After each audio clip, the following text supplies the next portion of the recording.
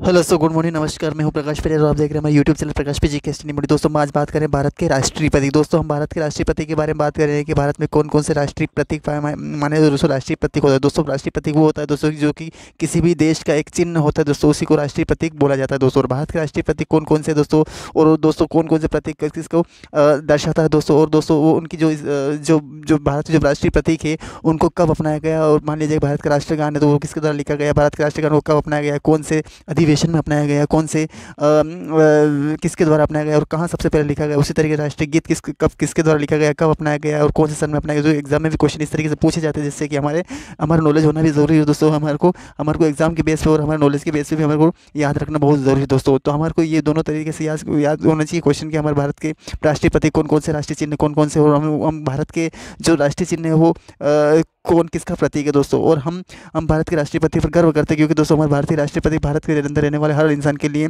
गौरव की बात है और गर्व होना चाहिए होता है दोस्तों कि हमारा राष्ट्रीय प्रतीक कोई ही हम जो भी हम राष्ट्र का ही जो जो चिन्ह होता है उसी के आधार पर हम राष्ट्र की पहचान होती है कि हाँ ये भारत का राष्ट्र है। और ये इस तरीके से हम भारत के राष्ट्र पर हम चिन्ह को देखते ही हम हमारे हमारे देश पर हम गर्व करते हैं दोस्तों। तो दोस्तों हमें पता होना चाहिए कि भारत का राष्ट्रीय प्रतीक कौन कौन सा है। भारत के राष्ट्रीय प्रतीक को हम और हमें पता होना चाहिए कि भारत का राष्ट्रीय प्रतीक कौन कौन सा है, भारत का राष्ट्रीय गान कौन सा है, और भारत के राष्ट्रीय पशु कौन सा, भारत का राष्ट्रीय पक्षी कौन सा है, भारत का राष्ट्रीय फूल कौन सा है, भारत की राष्ट्रीय नदी कौन सा है, भारत का राष्ट्रीय पेड़ कौन सा है, भारत के राष्ट्रीय हमें पता होना बेहद ज़रूरी है दोस्तों। हमारे नॉलेज के बेस पे भी और हमारे हमारे एग्जाम के बेस पे दोनों तरीके से हमारे को पता होना चाहिए। तो चलिए दोस्तों स्टार्ट करते हैं हम भारत के राष्ट्रीय प्रतीक के बारे में दोस्तों। तो चलिए स्टार्ट करते हैं दोस्तों भारत के राष्ट्रीय प्रतीक के बारे में। दोस्तों दे रखा है यहाँ पे, दोस्तों दे रखा है कि भारत के राष्ट्रीय प्रतीक, भारत के राष्ट्रीय चिन्ह भारत की पहचान और विरासत का मूलभूत हिस्सा। दोस्तों क्या दे रखा है कि भारत का जो राष्ट्रीय प्रतीक है दोस्तों, भारत का जो राष्ट्रीय प्रतीक है वो भारतीय राष्ट्रीय भारत की पहचान और राष्ट्रीय विरासत बोलते दोस्तों। किसी मान लीजिए किसी कोई इंसान होता है, कोई भी किसी का होता है तो उसका नाम होता है तभी उसकी एक पहचान होती है कि हाँ ये उसका नाम है, ये उसकी पहचान थी। उस जगह भारत के राष्ट्रीय प्रतीक, उसका भारत तो नाम है लेकिन उसका एक प्रतीक भी होता है, उसका एक चिन्ह होता है जिसकी वजह से हम इसके लोगों को देखते ही हम पता चल जाता है कि हाँ ये कौन सा कौन से देश का कौन सा चिन्ह है दोस्तों। तो ये विरासत का मूलभूत हिस्सा है दोस्तों। यानी कि हमारे भारत की जो विरासत है, मैंने भारत के अंदर जो भी संसाधन है, जो भी चीज़ें हमारे भारत के अंदर जितनी भी सारे मानव से लगाकर ऊपर से आकाश से लगाकर धरती तक, दाएं से लगा बाएं तक सारी चीज़ें जो भारत के अंदर वो सारी भारतीय पहचान है और भारत की विरासत का मूलभूत हिस्सा है दोस्तों। विश्व भर में विविध पृष्ठभूमि में भारतीय राष्ट्रीय प्रतीक मान लीजिए कुछ दूसरे देश चाहे वो अमेरिका हो, भूटान हो, तो नेपाल हो, अन्य देशों से जितने भी भारत के जो जितने भी देश है दोस्तों उसमें सभी रहने वाले भारतीय हमारे भारत के चिन्हों पर गर्व करते हैं। और दोस्तों क्योंकि प्रत्येक भारतीय हृदय में गौरव देश के भक्ति भावना का संचार करते हैं दोस्तों। वहाँ के जो रहने वाले जो लोग हैं दोस्तों वो लोग क्या करते हैं, हमारे भारत की जो चिन्ह है, भारत के जो प्रतीक है उनके ऊपर गर्व करते हैं और वहाँ पे उस देश में रहकर वो अपने देश का संचार करते हैं कि हमारे देश में ये होता है और हमारे देश की ऐसी पहचान है दोस्तों। इस तरीके से फिर भारत के राष्ट्रीय देश की छवि का प्रतीक दोस्तों। किसी भी देश की छवि की बात करें तो किसी मान लीजिए कोई झंडा होता है दोस्तों, तो किसी झंडे को देखकर हम अनुमान लगा सकते हैं कि उस देश का ये झंडा है और ये देश की ये उस देश का ये प्रतीक है दोस्तों। फिर बात करें उससे उन्हें बहुत ढंग से चुना जाता है दोस्तों। किसी भी झंडे को या किसी राष्ट्रगान, राष्ट्रीय पशु, राष्ट्रीय पक्षी, राष्ट्रीय नदी, राष्ट्रीय पक्षी जो भी होता है दोस्तों वो सब सारों को बहुत ध्यान से चुना जाता है। किस आधार पर चुना, राष्ट्रीय पशु भक्ति बाघ जो है वो शक्ति का प्रतीक दोस्तों। जो राष्ट्रीय बाघ है हमारा बाघ है, राष्ट्रीय पशु जो है वो बाघ है दोस्तों और वो शक्ति का प्रतीक। इस तरीके से राष्ट्रीय फूल जो कमल का प्रतीक दोस्तों, कमल वो पवित्रता का प्रतीक दोस्तों। राष्ट्रीय पक्षी बरगद जो है दोस्तों वो हमारे अमरता का प्रतीक दोस्तों। राष्ट्रीय अमरता मान लीजिए कोई बरगद कितने साल तक जिंदा रहता है, सबसे अगर उम्र लंबी देखा जाए तो अमर बरगद की ही होती है दोस्तों। तो वो क्या है, अमरता का प्रतीक है दोस्तों। राष्ट्रीय पक्षी मोर है दोस्तों, वो काय का प्रतीक शिष्टता, यानी कि एक शिष्य की भावना के तरीका शिष्टता, यानी कि उसके अंदर बहुत सारे ऐसे गुण होते हैं, उनकी ऐसी विशेषता होती है जो एक शिष्टता का प्रतीक प्रदर्शन करती है। उसी तरीके से ये राष्ट्रीय पक्षी मोर शिष्टता का प्रतीक है दोस्तों। राष्ट्रीय फल आम, भारत की राष्ट्रीय जलवायु दोस्तों, जलवायु का प्रतीक कौन माना जाता है, वो राष्ट्रीय फल आम माना जाता है क्योंकि हमारा राष्ट्रीय गान और राष्ट्रीय गीत स्वतंत्र संग्राम दोनों प्रेरणा का स्रोत रहे दोस्तों। हमारा राष्ट्रीय गान और राष्ट्रीय गीत जो था दोस्तों वो हमारे भारत की जो जब स्वतंत्रता हुई थी उस समय 1957 में जो हमारे स्वतंत्र संग्राम हुआ था उसमें हमारा राष्ट्रीय गान और राष्ट्रीय गीत हमारे प्रतीक रहा था दोस्तों। उस समय भारत के राष्ट्रीय प्रतीक दूसरे से पीठ के बल जुड़े चार सिर दोस्तों। कभी आपने देखा होगा 12 सिंह जो चार सिंह भारत के जो सत्यमेव जयते लिखा होता है उसको भारत के जो सत्यमेव जो चारों तरफ से चारों दिशा में शेर बने होते थे, तो उसमें कौन सा शेर सबसे पहले, चार शेर शक्ति का, साहस का, गर्व और विश्वास का प्रतीक दोस्तों। चारों शेर अलग अलग तरीके से चारों दिशा में मुंह खड़े रहते दोस्तों। वो क्या क्या है दोस्तों, वो शक्ति का, साहस का, एक तो शक्ति का, एक साहस का, एक गर्व का और एक विश्वास का प्रतीक। भारत का राष्ट्रीय खेल चुने जाने में समय हॉकी पर अपने चरम पर था दोस्तों। कभी जब भारत का जब हॉकी खेल चुना गया तो सबसे पहले किसको चुना गया दोस्तों, हॉकी को चुना गया भारत का राष्ट्रीय टीम, वो भी खेल राष्ट्रीय खेल कौन सा हमारा हॉकी ही है दोस्तों, क्योंकि दोस्तों हॉकी से भी एग्जाम में क्वेश्चन पूछे जाते हैं, हम नॉलेज के आधार पर हमको पता होना चाहिए। आगे बढ़ते हैं दोस्तों। अब दोस्तों राज्य चिन्ह जो होते हैं वो सबसे पहले हम बात कर लेते हैं राज्य चिन्ह। हमारा जो राज्य चिन्ह है दोस्तों उसके बारे में डिटेल में बात कर ले दोस्तों। तो सबसे पहले दे रखा है दोस्तों इसमें कि हम इसमें 4 से एशिया, एक शेर, एक गोलाकार अबेकस में पीठ के चुड़े। दोस्तों आपने तभी देखा होगा जो हमारा सत्य में जो उसके चारों तरफ से शेर बने हुए, चारों तरफ शेर बने हुए, तो उस चेहरों जो शक्ति साहस और विश्वास का प्रतीक है, और गर्व और विश्वास का प्रतीक। ठीक उसी तरीके इसमें 4 से गोलाकार अबेकस के पर पीठ की और से जुड़े दोस्तों। अभी एग्जाम में क्वेश्चन पूछा जा सकता है कि एक गोलाकार अबेकस पर पीठ की ओर 4, जिस तरीके से एक अगर चार लोगों को अगर पीठ के बल खड़ा बैठा दिया जाएगा तो वो चारों मुंह चारों दिशा की तरफ होगी। इस तरीके से गोलाकार अबेकस पर पीठ की ओर जुड़े हुए दोस्तों। फिर बाद में राज्य निचले से 4 छोटे जानवर घोड़े और सांड दृश्यमान, शेर तथा हाथी दृश्यमान है दोस्तों। कभी आपने देखा होगा राज्य चिन्ह जो हमारे जो सत्य में उसके हिस्से पर 4 छोटे जानवर घोड़े और सांड भी दृश्यमान है, लेकिन वो अभी छोटे छोटे होते उसको दिखते नहीं है, लेकिन शेर तथा हाथी अदृश्य है, यानी कि शेर और हाथी भी उसके अंदर, लेकिन वो दिखते नहीं है, लेकिन घोड़े और सांड जो होते हैं वो भी दिखते हैं। तो इसमें 4 प्रकार के चिन्ह हो जाते हैं, घोड़े हैं, सांड है, शेर और हाथी, ये सारे इसमें, लेकिन केवल दृश्यमान घोड़े और केवल सांड ही दिखते हैं उसमें। फिर बात करें दोस्तों राज्य भाषा 26 जनवरी 1950 को अपनाया गया दोस्तों। कभी आपने एग्जाम में क्वेश्चन पूछे थे कि हमारे भारत के जो राज्य चिन्ह हो दोस्तों कब अपनाया गया दोस्तों, सत्यमेव जयते को, तो वो 26 जनवरी 1950 को जब अपनाया गया था। तो आपको ध्यान है राज्य चिन्ह के नीचे खुदा हुआ सत्यमेव जयते मुंडो को अपने एग्जाम में क्वेश्चन पूछा कि सत्यमेव जयते जो है दोस्तों वो कब अपना, उसके नीचे जो लिखा वो किस लिए, तो वो किस लिए गया था, तो वो चंद मुंडो को से लिया गया सत्यमेव जयते को। अब दोस्तों हम बात करें राष्ट्रीय गान की दोस्तों। राष्ट्रीय गान क्या होता है और राष्ट्रीय गान किससे लिया गया, राष्ट्रीय गान की स्थापना कब हुई थी और किसके द्वारा लिखा गया, इसके बारे में डिटेल में बात करेंगे दोस्तों। तो राष्ट्रीय गान जो है दोस्तों भारत का राष्ट्रीय गान रविंद्रनाथ टैगोर बंगाल में सबसे पहले जब अगर बात करें दोस्तों राष्ट्रीय गान की जो स्थापना हुई थी जो बंगाला में लिखी हुई थी वो रविंद्रनाथ टैगोर ने इसका हिंदी संस्करण में बनाया गया दोस्तों। राष्ट्रीय गान जो रविंद्रनाथ टैगोर मूलतः बंगाली में रचा गया गान का हिंदी संस्करण दोस्तों। सबसे पहले बांग्ला में लिखा गया था जनगण मन अधिनायक जय हे भारत भाग्य विधाता, पंजाब सिंध गुजरात मराठा ग्रामीण उत्कल मंगल के पूरा कहते 5 पद दोस्तों। उसमें दोस्तों इस पद का पहला पद राष्ट्रीय गान पूर्ण संस्करण है। राष्ट्रीय गान पूर्ण संस्करण की अभिवृद्धि हो जी दोस्तों, राष्ट्रीय गान की पूर्ण संस्करण है और राष्ट्रीय गान की संपूर्ण अवधि 12 सेकंड तक वो गाया जाता है दोस्तों। आपको पता होगा दोस्तों, एग्जाम में भी क्वेश्चन उससे पूछे। अब बात करें राष्ट्रीय गान जनगण मन पहली बार 27 1911 को बीसन नारायण कोलकाता अधिवेशन में ये गाया गया था। 27 दिसंबर 1911 को एग्जाम में ये इंपॉर्टेंट क्वेश्चन पूछा जाता है दोस्तों एग्जाम में। कब गया था, बीसन नारायण ने कोलकाता अधिवेशन में गाया गया था ये, और ये किसके द्वारा गया था, बीसन नारायण द्वारा इसको गाया गया था 27 दिसंबर 1911 को कोलकाता अधिवेशन में गाया गया था। अब बात करते हैं आगे भारतीय संविधान को अपनाया गया था। तो भारतीय जो संविधान है वो 24 जनवरी 1950 को अपनाया गया था, आपको जानते ही हैं आप। पर इसका अंग्रेजी प्रतिबंध रविंद्रनाथ टैगोर द्वारा किया। इसका बांग्ला में भी अनिवार्य किया और हिंदी में भी उन्होंने किया, और अंग्रेजी प्रतिबंध टैगोर द्वारा, अंग्रेजी में प्रतिपादन टैगोर ने ही किया है। अब दोस्तों बात करते हैं हम राष्ट्रीय गीत की दोस्तों। किसकी बात करें दोस्तों, अब हम राष्ट्रीय गीत की बात करेंगे दोस्तों।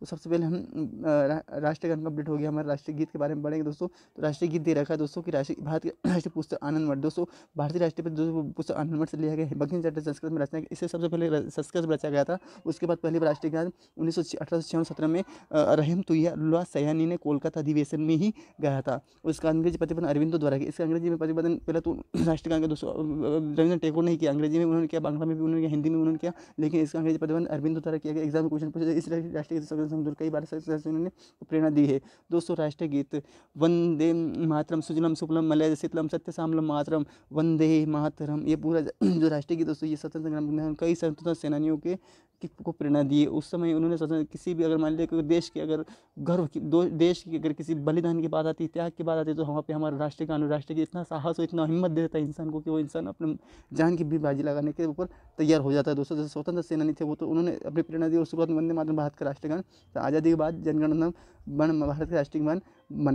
बनाया गया दोस्तों। अब शुरुआत में वंदे मातरम भारत का राष्ट्रीय गान था, वंदे भारत का राष्ट्रीय गान था, लेकिन फिर आज़ादी के बाद जनगण मन राष्ट्रीय गीत गान बनाया गया दोस्तों, आपको ध्यान रखना है दोस्तों। अब बात करें राष्ट्रीय ध्वज के बारे में दोस्तों। अब राष्ट्रीय ध्वज क्या है दोस्तों, हमारा भारत का राष्ट्रीय ध्वज कौन सा, राष्ट्रीय 22 जुलाई 1947 को बनाया दोस्तों। राष्ट्रीय ध्वज जो हमारा ज्ञान है तो 22 जुलाई 1947 को अपनाया गया है। इसकी लंबाई चौड़ाई 2:3 में दोस्तों, यानी 2 मीटर चौड़ाई और 3 मीटर इसकी लंबाई है दोस्तों। ध्वज के साथ साथ सारनाथ अशोक चिन्ह, यानी जो सारनाथ का अशोक चिन्ह है उसके चक्र से बने हुए थे, जिसमें 22 तिलियाँ हैं दोस्तों। आपको ध्यान रखना 22 तिलियाँ है, जो आपको देखा होगा किस तरीके से एक रंग बना हुआ होता है, उसके अंदर 22 तिलियाँ है जो कि अशोक के चिन्ह से लिया गया, सारनाथ से लिया गया दोस्तों। ध्वज के मध्य 22 नहीं 24 24 तिलियाँ हैं जो मध्य एशिया जो कि स्थित पहिए चक्र धर्म चक्र में 24 तिलियाँ हैं दोस्तों। आपको एग्जाम में क्वेश्चन पूछा जा सकता है और आपको यहाँ पे नॉलेज के बेस पे आपको ध्यान रखना। आगे बढ़ते तो राष्ट्रीय ध्वज का प्रदर्शन संहिता 2000 द्वारा नियंत्रित 2019 लागू होता है दोस्तों। राष्ट्रीय ध्वज प्रदर्शन संहिता 2002 ध्वज, अगर आपको एग्जाम में पूछेगा कि प्रदर्शन ध्वज संहिता कब है तो 2002 से ध्वज को हम कभी ध्वज प्रदर्शन ध्वज संहिता 2002 से अपना सकते हैं, नियंत्रित है।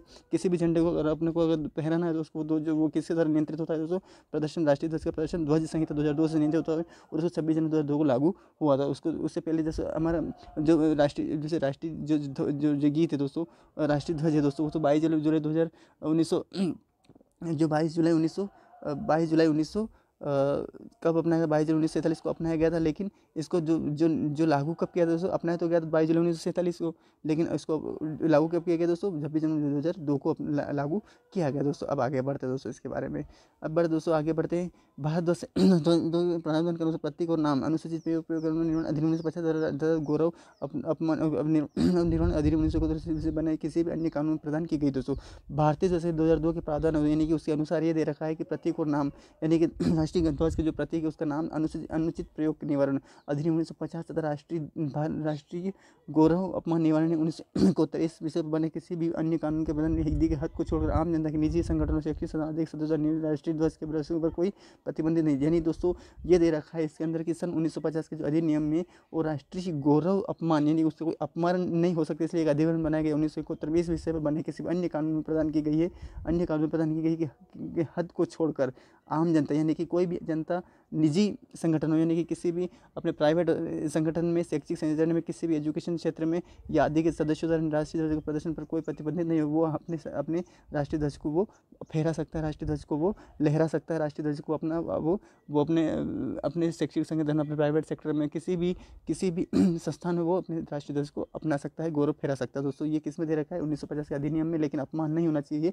1971 यानी कि मान लीजिए कुछ अगर ध्वज जो होता है वो एक राष्ट्रीय प्रतीक हमारा राष्ट्रीय चिन्ह यानी कि एक मूर्ति के बराबर, भगवान की पूजा के बराबर है, वो उसको इतना गौरवशाली यानी कि उससे भी बढ़कर दोस्तों, क्योंकि दोस्तों जिस देश में हम जिसकी पृथ्वी पर रह रहे हैं वही हमारे लिए सबसे बड़ी, क्योंकि जिस पृथ्वी ने हमारे को झेल रखा है वही पृथ्वी को हम हमारे पृथ्वी के देश को उस प्रतीक को हम अपने पैरों में अगर खड़े नहीं तो सबसे बड़ी पाप है दोस्तों। और वो उस पाप को हम कर नहीं सकते, अपमान नहीं करने दे सकते। हम हमारे झंडे को, तिरंगे को, हमारे पैर को नीचे में हम तल नहीं चढ़ सकते। हमारा गर्व है वो, हमारा एक लिबास है दोस्तों, उसको हम हमारे सर के ऊपर ही रखना चाहते हैं, सर के ऊपर ही देखना चाहते हैं, हम उसको नीचे नहीं गिरा सकते, क्योंकि दोस्तों वो हमारा सबसे बड़ा गर्व है दोस्तों, उसको हम नीचे नहीं गिरा सकते। इसलिए क्या है कि हमेशा उसको अपमान ना होना चाहिए। वो कभी भी अगर तिरंगा अगर झुका हुआ तो झुका हुआ तिरंगा अच्छा नहीं लगता दोस्तों, उसको खड़े ही रहना अच्छा लगता है, क्योंकि वो एक हमारा देश का प्रतीक है दोस्तों। तो इस तरीके से हम राष्ट्रीय ध्वज प्रदर्शन कोई प्रतीक उसको अपमान नहीं कर सकते, इसलिए अधिनियम भी बनाया गया है दोस्तों भारत के संविधान द्वारा। और 1950 उस अधिनियम में 1971 में उसका ये अपमान ना हो सकता 1971 अधिनियम में। और ये कोई सा राष्ट्रीय शिक्षक, क्योंकि इसी कोई शिक्षक संस्थान ही, क्योंकि जो शिक्षा से संबंधित है, क्योंकि इस देश में हर एक नागरिक एक शिक्षा ही उसका सबसे बड़ा सर्वश्रेष्ठ माध्यम साधन होता है जो आगे बढ़ने के लिए। और शिक्षा का ही एक ये रूप है जो कि हमारा भारत का एक प्रतीक है, जो कि हमारे को उसको अपमान नहीं करना चाहिए। आगे बढ़ते दोस्तों, अब आगे बढ़ते और भी बहुत सारे ऐसे प्रतीक है जिसके बारे में बात करें। राष्ट्रीय दिग्गज कैलेंडर दोस्तों, जिस तरीके से प्रतीक हमारे कैलेंडर भी है, जिसका राष्ट्रीय कैलेंडर 22 मार्च 1957 को अपनाया गया। वो जुलाई जो राष्ट्रीय ध्वज को अपनाया गया 22 जुलाई 1947 को, इसको 22 मार्च 1957 को अपनाया गया था। चैत्र कैलेंडर पहला महीना चैत्र, इस कैलेंडर पहला महीना 1 मार्च चैत्र 22 मार्च को होता है। लीप वर्ष 21 मार्च को, एक चैत्र 22 मार्च को होता है और लीप वर्ष 21 मार्च को होता है। राष्ट्रीय कैलेंडर में 365-366 दिन होते हैं दोस्तों। इस कैलेंडर में 365-366 दिन होते हैं। चैत्र सामान्य रूप से 30 दिनों तथा लीप वर्ष 31 दिन होता है। कभी हर कैलेंडर एक जैसा ही होता है ऐसे पर, लेकिन हमारा राष्ट्रीय जो कैलेंडर वो 30 दिन होता था। लीप वर्ष जो होता है, लीप वर्ष किसको बोलते हैं, जिसके अंदर से दोस्तों हमारा 366 दिन होते हैं, उसको लीप वर्ष बोला जाता है। तो लीप वर्ष में 331 दिनों का होता है दोस्तों। आगे बढ़ते दोस्तों, हम राष्ट्रीय खेल के बारे में पढ़ते दोस्तों। राष्ट्रीय खेल जो है, भारत का राष्ट्रीय खेल जो दे रखा है दोस्तों कि भारत के राष्ट्रीय खेल जो चुने जाए, समय हॉकी बहुत लोकप्रिय था दोस्तों। उस समय क्या था, जब राष्ट्रीय खेल जब चुना जाता तो उस समय क्या हॉकी को ही बहुत ज़्यादा सब पहले से, क्योंकि उस समय हॉकी को ज़्यादा ही खेला जाता था। और सन 1958-1956 के बीच हॉकी ने स्वर्णिम युग यानी 1958-1956 को हॉकी ने स्वर्ण देखा और भारत ने ओलंपिक लगातार 6 स्वर्ण पदक, यानी कि उसको इस समय इसलिए कहा है क्योंकि उस समय ओलंपिक में जैसे हॉकी में सबसे ज़्यादा 6 स्वर्ण पदक जीते, इसलिए हॉकी को ही सबसे ज़्यादा खेल चुने जाने की मतलब योजना बनाई गई दोस्तों। हॉकी को भारत खेल चुने समय इनमें बेजोड़ और अतुलनीय प्रतिभागी थी, क्योंकि देखो हाँ, हॉकी को जब चुना गया तो उस समय क्या था, इस खेल से बेजोड़ और अतुलनीय इस खेल से संबंधित सारे जो गुण है इस खेल के, जिनकी विशेषता है वो सारी इस बेजोड़ और अतुलनीय प्रतिभागी थी। उस समय तक भारत ने 24 ओलंपिक खेल मैच खेले थे और वो सभी जीते, क्योंकि उस समय क्या था दोस्तों कि उस समय जब हॉकी के खेल चुना रहा था तो उस समय क्या है कि ओलंपिक में ही ये 24 ओलंपिक में मैच खेले थे हॉकी के लोगों ने और इसमें सभी जीते थे। इसीलिए हमारे भारत के देशों के लिए, भारत देश के लिए ये चिन्ह अपनाया जाने की योजना से, और शायद और हमारा भारत देश ही ये यहाँ राष्ट्रीय खेल अपनाया गया दोस्तों। बात करें दोस्तों, न कमल है हमारा राष्ट्रीय फूल और न ही हॉकी की राष्ट्रीय खेल। फिर ये घोषणा हुई, फिर ये देखो फिर क्या हुआ इसके आगे कि न ही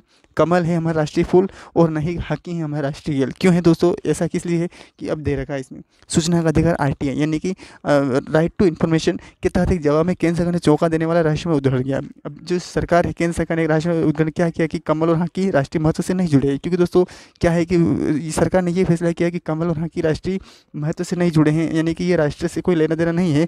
सरकार का उद्देश्य सभी लोगों खेलों को बढ़ा देना है दोस्तों। ये था कि जैसे राष्ट्रीय हॉकी खेल उससे बेचारा था, इसका मतलब ये नहीं कि हम इसको अपना सकते हैं, यानी कि कर सकते, लेकिन फिर केंद्र सरकार ने ये किया कि राष्ट्रीय खेलों को हम हर एक खेल हमारे लिए अतुलनीय महत्व है, हम किसी एक खेल को नहीं अपना सकते। भले मतलब ओलंपिक में उसने राष्ट्रीय हॉकी के खेल को ने बहुत ही मान्यता दी, उसने हमारे को गर्व है कि ओलंपिक में हमारा हॉकी को बहुत ज़्यादा उसने जीते हैं और बहुत अतुलनीय प्रतिभा बेजोड़ प्रतिभा है। लेकिन दोस्तों हम ये नहीं कह सकते राष्ट्रीय खेल, अगर एक राष्ट्रीय खेल को अपनाएंगे तो दूसरा राष्ट्रीय खेल क्रिकेट हुआ, हॉकी हुआ, खो खो हुआ और रग्बी फुटबॉल हुआ, ये सारे हमारे टेबल टेनिस हुआ, बैडमिंटन हुआ, ये सारे ये खेल भी तो हमारे देश में खेले जाते हैं, इनको भी तो होना चाहिए ना।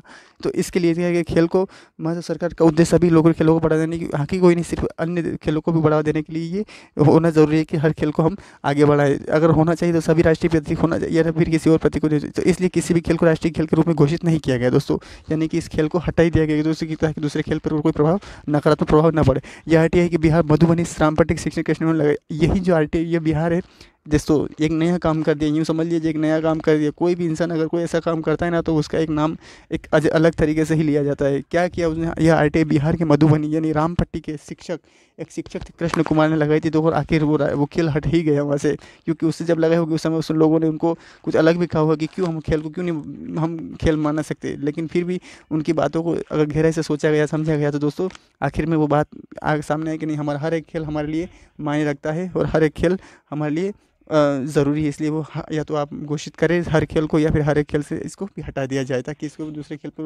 पर उसका नकारात्मक प्रभाव ना पड़े। इसलिए ये शिक्षक राम को एग्जाम में क्वेश्चन पूछा जा सकता है आपको कि जो कृष्ण कुमार थे किस तरह हटाए गए RTI, तो बिहार के मधुबनी के रामपट्टी के रहने वाले शिक्षक कृष्ण कुमार ने इसकी गुहार लगाई थी दोस्तों। अब आगे बढ़ते दोस्तों, अब राष्ट्रीय वृक्ष के बारे में बात करें, राष्ट्रीय बरगद, इसका रासायनिक नाम की बात करें तो फाइकस बेंगोलादेश दोस्तों। अगर एग्जाम में क्वेश्चन पूछा जाए दोस्तों कि इसका जो राष्ट्रीय जो नाम है वो क्या है दोस्तों, तो आपको पता होना चाहिए कि फाइकस बेंदोलॉथिस इसका नाम दोस्तों। और ये हमेशा पेड़ फैलते रहते हैं। ये दोस्तों इसका पेड़ जो बरगद का फाइकस बेंदोलॉथिस जो पेड़ है दोस्तों, ये हमेशा अपने फैलते रहने वाले शाखाओं के कारण अमरता का पेड़ दोस्तों। कभी आपने देखा होगा बरगद का पेड़ जो होता है वो काफ़ी लंबा चौड़ा, उसका तना इतना मोटा होता है कि 3 या 4 आदमी को इकट्ठा होकर गोल तरीके से खड़ा होकर, ताकि वो अपने आपके हाथों से नहीं पकड़ा जा सकता।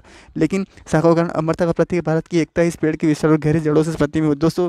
उस खेल की एक पहचान ये भी है कि वो एक अमरता का प्रतीक, यानी कि वो सबसे ज़्यादा अगर पेड़ों की अगर तुलना बात करें तो सबसे मजबूत पेड़ वही होता है, उसकी जड़ें इतनी गहरी होती है दोस्तों कि उसको ना तो अन्य पेड़ों की तुलना में उसे इतनी आसानी से गिराया नहीं जा सकता दोस्तों।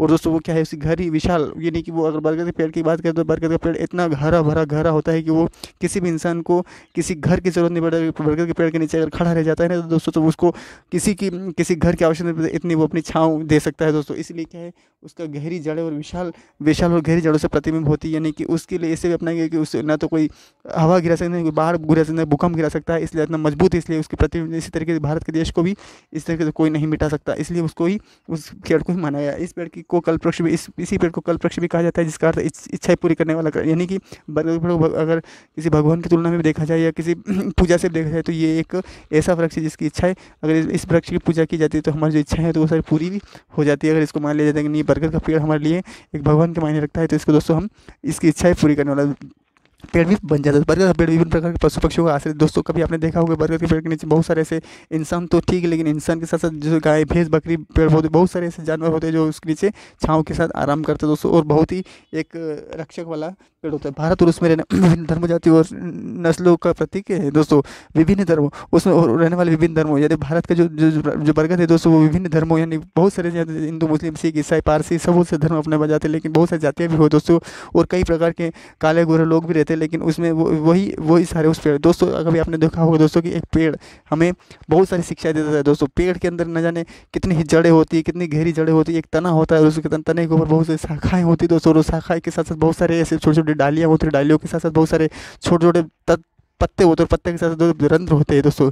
ठीक है कि इंसान का भी जन्म इसी तरीके से हुआ था दोस्तों। कभी आपने सोचा होगा गहराई से कि इंसान का जन्म एक छोटे से एक जड़ की तरह रूप में हुआ था, लेकिन वो जड़ धीरे धीरे धीरे धीरे धीरे आगे बढ़ती गई। जैसे जैसे जैसे जैसे समय बीतता गया दोस्तों वो जड़ आगे बढ़ती गई, एक तने का रूप लिया, और तने के साथ साथ फिर धीरे धीरे धीरे समय बीतता गया। धीरे धीरे उस तने ने फिर थोड़ा सा ऊँचा हुआ, उस तने से फिर दो शाखाएँ इकट्ठी हुई, फिर दो शाखाएँ अलग हुई, फिर उन शाखाओं से फिर चार शाखाएँ हमें सिखाता है दोस्तों। तो बरगद का पेड़ हमें हर एक पेड़ यही सिखाता है दोस्तों हमें कि एक पेड़ का अगर जन्म हुआ था तो वो आगे जाकर उसका एक तना है तो उसका दूसरा तना भी बनेगा, और दोस्तों एक दूसरा तना बनेगा तो चौथा तना भी बनेगा। इस तरीके से एक बरगद का पेड़ के साथ साथ हर पेड़ यही सिखाते हैं हमें दोस्तों। तो दोस्तों आगे बढ़ते हैं फिर इसके बारे में। राष्ट्रीय फूल के बारे में दोस्तों, बरगद का पेड़ बहुत ही अगर देखा जाए तो बहुत ही एक महत्वाकांक्षी पेड़ होता है, जिसके द्वारा कोई अन्य पेड़ की तुलना उससे की ही नहीं जा सकती दोस्तों।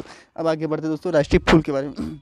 राष्ट्रीय फूल के बारे में बात करें दोस्तों, राष्ट्रीय फूल क्या होता है दोस्तों कि हमारा जो राष्ट्रीय फूल दोस्तों भारतीय पौराणिक कथाओं में, यानी कि जो कथाओं हैं, जो मान लीजिए कि कोई कथाएं हैं, मान लीजिए कि रामायण हो गई और बहुत सारे ग्रंथ जैसे ऋग्वेद सामवेद अथर्ववेद, ये जो वेद हो गए दोस्तों, ये सारे वेद में, और दोस्तों महाभारत में, इनमें जिसमें भारतीय पौराणिक कथाओं में कमल को नीलम्बन न्यूसीफुरा का बहुत महत्व, यानी कि इसका रासायनिक नीलम्बन न्यूसीफुरा है, उसका बहुत महत्व। यह रासायनिक तौर पर गंदे पानी में उगता है दोस्तों। कभी आपने देखा होगा कमल का फूल जो होता है दोस्तों वो अधिकतर कीचड़ में ही पलता है दोस्तों। कीचड़ में पलने का कारण एक ये भी है दोस्तों कि अगर उसको अगर एक सही दोस्तों कभी आपने ये भी सोचा होगा कि दोस्तों कि वो कीचड़ में क्यों पलता है दोस्तों, उसका खास रीज़न ये भी है दोस्तों कि वो उसकी तो एक प्रकृति है कि वो कीचड़ में ही पलेगा, लेकिन चाहता तो वो भी एक साफ़ सुथरी जगह पर पल सकता, लेकिन साफ़ सुथरी जगह पर पलने में उसे एक दिक्कत ज़रूर आती है। कोई भी साफ़ सुथरी जगह पर पलता है तो उसके ऊपर पैर रख के जरूर चला जाता है कोई इंसान, लेकिन कीचड़ में जाकर उसे तोड़ने की हिम्मत कोई नहीं करता दोस्तों, क्योंकि कीचड़ को पार करना पड़ता है। इसलिए वो आराम से अपने कीचड़ के अंदर वो अपना फूल अपना एक अलग ही पहचान उस कीचड़ में रहकर पहचान बनाता है, ताकि कोई इंसान उसके ऊपर पैर नहीं रख सकता, उसको इंसान को कोई तोड़ नहीं सकता, बस केवल उसको देखकर मुस्कुरा सकता है कोई भी इंसान। ये उसकी खासियत हो दोस्तों। कोई भी इंसान चाहे भले चाहे कोई भी इंसान हो, अगर इंसान चाहे वो अगर कीचड़ में अगर कीचड़ की तरह अगर वो जिस माहौल में रह रहा है, जिस तरीके से वो रह रहा है, यानी कि वो एक अलग पहचान बनाने की कोशिश कर रहा है, यानी कि अलग कीचड़ कमल का पेड़ चाहे तो वो भी एक साफ़ सुथरी जगह पर अपना बीज बोकर हो, लेकिन वहाँ पे उसकी पलने की इतनी वो नहीं होती दोस्तों कि अगर छोटा ही है और इस पेड़ को उस फूल को अगर कोई पेड़ रख के चला जाए तो वो फूल वहीं मर जाता है दोस्तों। लेकिन वो कीचड़ में पलता है इसलिए क्योंकि वो कीचड़ में रहता तो है, लेकिन वो अपनी एक उस कीचड़ में निकलकर एक अलग ही पहचान उस अलग कीचड़ में उस कीचड़ में रहकर अलग ही पहचान बिखेरता है दोस्तों। तो आपको इस फूल से ये भी सीख लेनी चाहिए कि नहीं, कीचड़ में तो पल रहा है लेकिन उसकी एक अलग ही, जब वो ऊपर से दिखता है तो कीचड़ तो न जाने कहाँ रहता है, लेकिन उसकी पहचान वो फूल जब अपनी कोमलता बिखेरता है ना तो उसकी पहचान वहाँ दिखती है दोस्तों। तो इसी तरीके से राष्ट्रीय फूल भारतीय पूर्तिकरणों में कमल नीलम न्यूसीफर का बहुत महत्व है। आश्चर्य तौर पर गंदे पानी में उगता है, इसके लंबे ठंडल और सिर पर फूल लगा होता रहता है। कमल का फूल अद्भुत अछूता रहता है। कमल का फूल जो अशुद्धता से अछूता रहता है, यानी कि अशुद्धता यानी कि वो वो उसके जो फूल है वो किसी अशुद्धता से मतलब उसके ऊपर कोई ऐसी चीज़ नहीं होती जिसके उसे कोई अशुद्ध बना सके, इसलिए वो अछूता रहता है। ये पवित्रता, उपलब्धि, लंबे जीवन और भाग्य का प्रतीक दोस्तों। हमारा जो राष्ट्रीय फूल वो हमारे पवित्रता, हमारी उपलब्धि और हमारे जीवन लंबे जीवन अच्छे भाग्य का प्रतीक है दोस्तों। तो आपको इससे सीख लेनी चाहिए राष्ट्रीय फूल से। राष्ट्रीय फल क्या है उसके बारे में बात करें दोस्तों। राष्ट्रीय फल के बारे में बात करें तो मैं राष्ट्रीय फल का आम मैग्नीफेरा इंडिका, इसका राष्ट्रीय दोस्तों एग्जाम में क्वेश्चन के बेस पर पूछा जाए एग्जाम में, तो इसका राष्ट्रीय फल के साथ साथ इसका रासायनिक नाम भी पूछा जाए तो आपको ध्यान है नीलम्बी न्यूसी मैग्नीफेरा इंडिका दोस्तों। भारत का है और पूरी तरह देसी दोस्तों। हमारा जो भारत की जो आम है दोस्तों वो हमारा पूरा है भारतीय देसी नस्ल का, यानी भारत को अगर आम की बात करें हमारे भारत देश में ही पैदा हुआ है एक फल है दोस्तों। आम प्राचीन काल से भारत में उगता आया दोस्तों। हमारे भारत में आम प्राचीन भारत से यानी कि हमेशा से पुराना भारत से उगता है और प्राचीन समय से ही आम की स्वादिष्टता पर कई प्रसिद्ध कवियों ने रचना लिखी दोस्तों। आम एक ऐसा फल है जिसको अगर खाते ही इंसान के अंदर एक नई ऊर्जा और नई ऊर्जा के साथ साथ नई एक अलग ही मिठास पैदा होती है दोस्तों। तो ये कई प्रसिद्ध कवियों ने इसके ऊपर रचनाएं भी लिखी हैं, क्योंकि आम के अंदर ऐसा गुण पाया जाता है दोस्तों।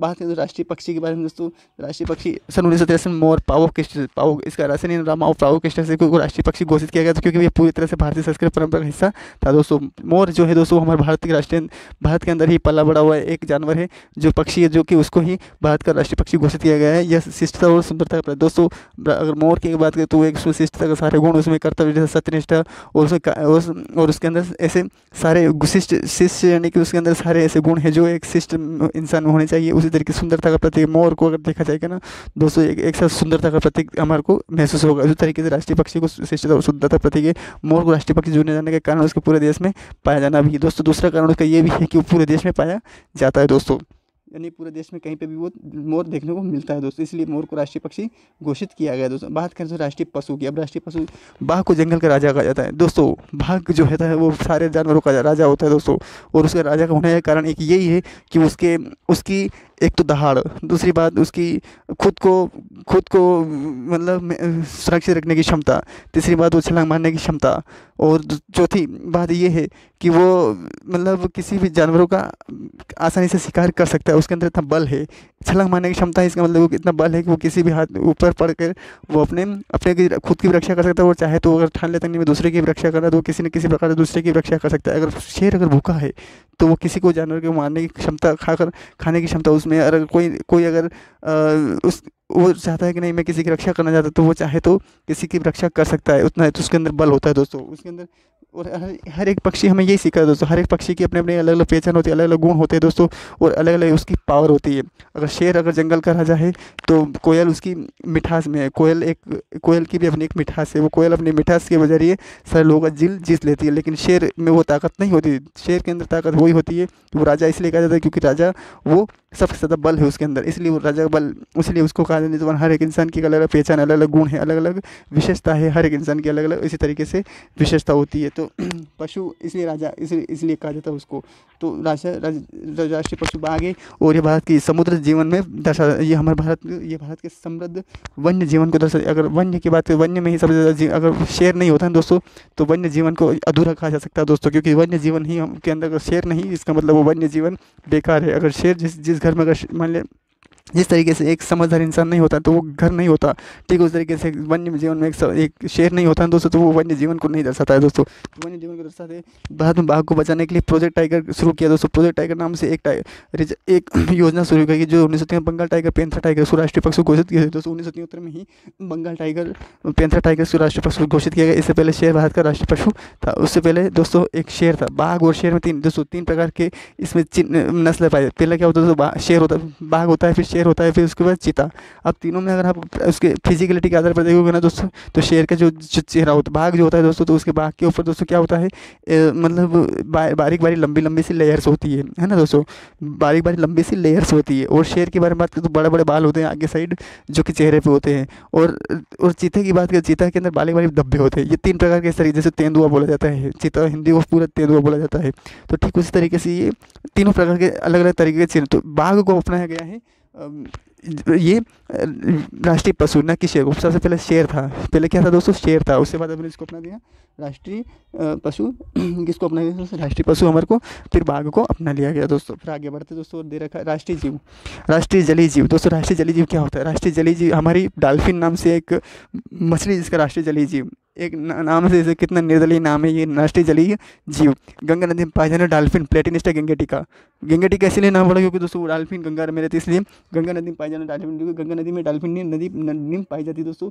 तो आपको एग्जाम में पूछा जाए कि गंगा नदी में डॉल्फिन जलीय जीव कौन, तो वो क्या है, गंगा के डॉल्फिन है, उसका नाम, जिसका नाम है प्लेटिनिस्टा गंगा टीका। आपको ध्यान एग्जाम में क्वेश्चन पूछा जा सकता है आप इसके आधार पर। भारत के राष्ट्रीय जलीय जीव, भारत सरकार ने 5 अक्टूबर 2009 को, यानी कि 5 अक्टूबर 2009 को, ये 5 अक्टूबर एग्जाम मुझे भी इसको याद, क्योंकि भारत सरकार ने 5 अक्टूबर 2009 को तक किसी भी जलचर राष्ट्रीय घोषित दोस्तों क्या था कि जो राष्ट्रीय जलीय जीव अपनाने से पहले कोई सा भी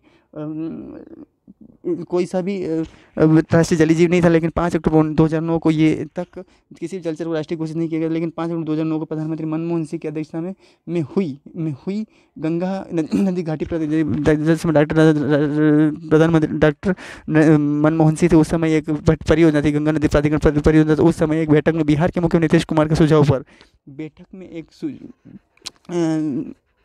बैठक में बिहार के मुख्यमंत्री नीतीश कुमार के सुझाव पर एक विलुप्त हो रही गंगा डॉल्फिन को राष्ट्रीय जलीय जीव घोषित करने पर दोस्तों किसी भी जलीय जीव को अगर 2 ही प्रकार कर उसको राष्ट्रीय हो जाए तो उसको बहुत उसकी जनसंख्या ज़्यादा और या तो दूसरी बात वो विलुप्त होने के कगार पर। तो ये क्या थी, विलुप्त होने के कगार पर थी, इसलिए डॉल्फिन को संरक्षित रखने के लिए इस राष्ट्रीय जलीय जीव घोषित करने का फैसला लिया। किसके द्वारा? डॉक्टर मनमोहन सिंह द्वारा।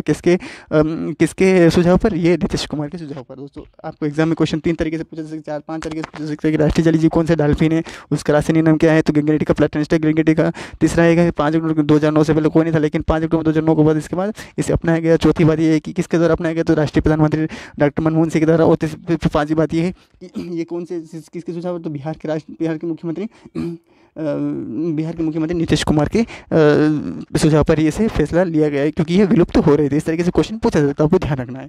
बात करें राष्ट्रीय नदी दोस्तों, भारतीय राष्ट्रीय नदी। अब दूसरों जितने भी हमने ये चिन्ह पढ़े दोस्तों, ये हमारे भारत के अंदर पाए जाते हैं, और दोस्तों भारत के अंदर पाए जाते हैं, और भारत के अंदर इनका सभी का अलग अलग महत्व है दोस्तों। इसी के आधार पर इनको चिन्ह घोषित किया गया है। गंगा नदी को एक प्रतीक के रूप में चुना गया दोस्तों। तो क्या है इसकी? गंगा नदी के प्रतीक के बारे में बात करें दोस्तों, तो दोस्तों भारत सरकार द्वारा गंगा नदी को 4 नवंबर 2008 को राष्ट्रीय नदी घोषित किया दोस्तों। उससे पहले कभी घोषित नहीं किया था, लेकिन गंगा नदी को 4 नवंबर यानी कि पहले तो राष्ट्रीय जलीय जीव को 5 अक्टूबर 2009 को घोषित किया, लेकिन भारत सरकार द्वारा गंगा नदी को 4 अक्टूबर 2008 को राष्ट्रीय नदी घोषित किया तथा इलाहाबाद और हल्दिया के बीच 1600 किलोमीटर गंगा नदी जलमार्ग को राष्ट्रीय जलमार्ग घोषित किया गया दोस्तों। इससे पहले कोई हल्दिया के कोई सा भी जलमार्ग को राष्ट्रीय जलमार्ग घोषित नहीं किया गया था, लेकिन इसके बाद 4 नवंबर 2008 को एक राष्ट्रीय नदी घोषित किया गया। और इलाहाबाद से हल्दिया, उत्तर प्रदेश के इलाहाबाद और हल्दिया के बीच में 1600 किलोमीटर गंगा नदी जलमार्ग को राष्ट्रीय जलमार्ग घोषित किया। राष्ट्रीय जलमार्ग घोषित कब किया गया दोस्तों? एग्जाम 4-5 क्वेश्चन, राष्ट्रीय नदी कौन सी है? गंगा नदी है। इसको कब अपनाया गया? 4 नवंबर 2008 को अपनाया गया। तो और ये कहाँ से कहाँ तक पहले राष्ट्रीय मार्ग घोषित किया? तो इलाहाबाद और हल्दिया के बीच 1600 किलोमीटर गंगा नदी राष्ट्रीय जलमार्ग को राष्ट्रीय घोषित किया गया दोस्तों।